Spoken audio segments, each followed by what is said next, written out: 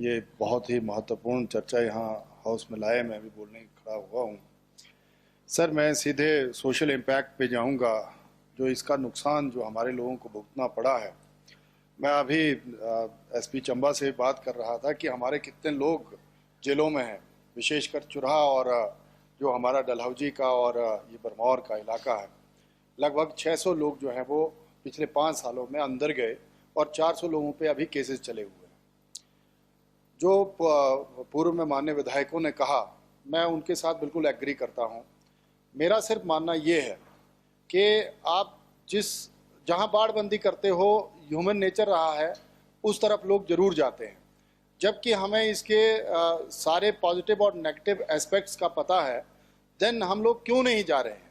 मतलब चुराहा जैसा विधानसभा क्षेत्र जहां से मैं आता हूं, हमारे वहां जो है वो 5000 के लिए, 2000 के लिए, 1000 के लिए जो भांग की ट्रैफिकिंग करते हैं, मतलब जो लोग उसको जो है, जो मेन बंदा है जो इसका व्यापार करता है, जो इलीगल तरीके से ये सारी चीज़ें करता है, उसको तो हम आज तक पकड़ नहीं पाए। चाहे वो पठानकोट ले जाता है, चाहे पंजाब चली जाती है या कहीं और चली जाती है, उन पे हमारा कोई अंकुश नहीं रहा है, ना हम पकड़ पाए हैं। लेकिन जो इनोसेंट लोग हैं, जिसको 2000 की ज़रूरत है महीने में, 4000 की ज़रूरत है या 10,000 की ज़रूरत है, उन लोगों को जो है वो जेलें भर गई। मेरा भराड़ा जोन का इलाका ऐसा है जहां मुझे लगता है 6 पंचायतों में, भराड़ा है, लेसुई है, टिकरी है, बघईगढ़ है, चरड़ा है, चांजू है, देरा है, जसौरगढ़ है, देवला है, यहाँ से लगभग ऐसा अब तो मेरे ख्याल में 8-10 परिवारों में ऐसा कोई परिवार नहीं बचा है जहां से कोई ना कोई बंदा 10 साल के लिए, 14 साल के लिए, 9 साल के लिए अंदर नहीं हुआ है। ना सरकारें इस चीज को हम बता पाई कि भाई सच में ये इलीगल है, और अगर लीगल तरीके से तुम करना चाहो तो कैसे कर पाओगे।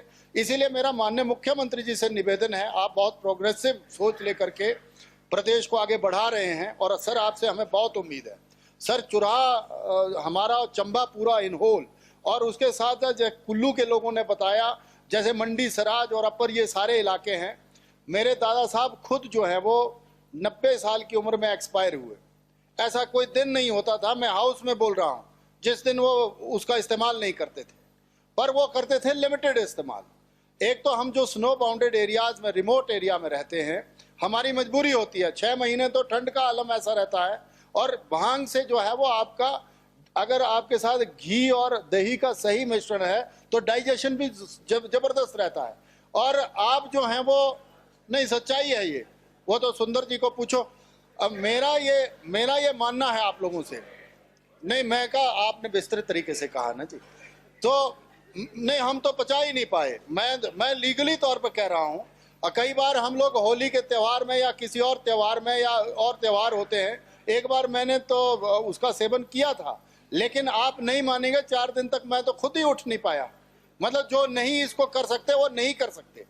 पर इसमें जब मेरी बेटी खुद बीमार हुई, सुंदर जी को याद होगा, मेरी बेटी टाटा तक गई जी, वो सीए का केस बन गया था, और जब उनके बोन मैरो पे सारी ये चीज़ें हो गई, तो डॉक्टरों ने स्पेशली कहा था, मैं ये हाउस में कह रहा हूँ, उन्होंने कहा कि अगर उसके तेल का इस्तेमाल आप कर लेंगे, भाई सुंदर ने भी सुजेशन दी थी, हम पिछली बार भी साथ साथ थे सर, एक जीवन बचाने का काम जो है वो इस पौधे ने किया हुआ है। औषधीय गुण तो है ही है, साथ ही साथ जो भाई सुरेंद्र शौरी जी ने कहा, पूरन जी ने कहा कि आप एक तरफ हम रोजगार जनरेट करना चाहते हैं, तो रोजगार जनरेट करें ना जी। अब अगर उत्तराखंड कर सकता है तो वहां भी तो लोग बसते हैं, वहां भी तो समाज बसते हैं। हम किसी को किसी नशे की तरफ नहीं धकेल रहे हैं। अब जैसे चिट्टा जो है जिस तरह से प्रचारित हुआ है, जिस तरह से ये अपर शिमला में मैं देख रहा था, इसके इतने गंदे इम्पैक्ट गए हैं। हमारा ये जो ऊना और ये जो इलाके लगते हैं पंजाब के साथ,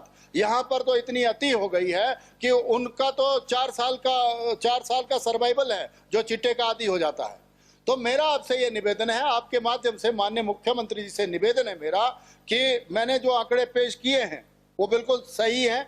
अब जो है वो परिवारों को बचाना जरूरी हो गया है, और जहां हमारे जैसे विधानसभा क्षेत्र में, जैसे चुरा में मैं कह रहा हूं कि हिमगिरी जोन से लेकर के, झज्जा जोन से लेकर के, बैरागढ़ जोन से लेकर के 100 बार हमने मनरेगा में ड्राइव चलाई, हमने खुद ड्राइव चलाई। और कई भाषणों में मैंने, अगर आप मेरे पुराने भाषण निकालें, उसमें मैंने जनसभाओं में कहा कि तुमको हो क्या गया है, काहे को तुम ये इसमें ट्रैफिकिंग करते हो, 2000 के लिए, 4000 के लिए, 10,000 के लिए। तुम्हारा परिवार का मुखिया अंदर चला जाता है और परिवार को संभालना हमें बड़ा टफ हो जाता है।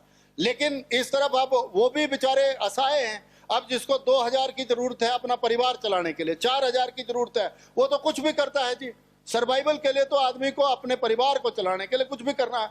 मुझे लगता है कि अब समय आ गया है हिमाचल जैसी स्टेट को भी सीरियसली जो है वो इसके इंडस्ट्रियल उसमें जाना चाहिए, उसके रेशे को कपड़ों के लिए इस्तेमाल करना चाहिए, और जो उसके जो भंगोलू हैं, मतलब जो उसका बीज है, उसको हम औषधीय तरीके से इस्तेमाल कर। जरूरी थोड़ी है कि उसको मल करके जो है वो उसको हमने आगे ले जाना है। तो मेरा मुख्यमंत्री जी से आपके माध्यम से निवेदन है सर, इसको हम उस तरह से लें सीरियसली। और इस बार आप जिस तरह से लगे हुए हैं, मुझे विश्वास है कि आप इस पर भी पॉलिसी या कोई एक्ट या कुछ कानून ले करके आएंगे, और हिमाचल के जो रिमोट एरिया में बसे हुए लोग हैं उन जनता को भांग की खेती को लीगल करके जो है वो आप एक उपहार देंगे। आपने मुझे समय दिया सर, आपका बहुत बहुत धन्यवाद। जय हिंद। हमसे जुड़े रहने के लिए हमारे YouTube चैनल को सब्सक्राइब करें और नई वीडियो की नोटिफिकेशन के लिए बेल आइकॉन को दबाएं। अगर आप ये वीडियो Facebook पर देख रहे हैं तो लाइक जरूर करें और ज्यादा से ज्यादा शेयर करें। इसी तरह के और भी अपडेट्स के लिए फॉलो करें हमारा Instagram पेज himachal.केसरी।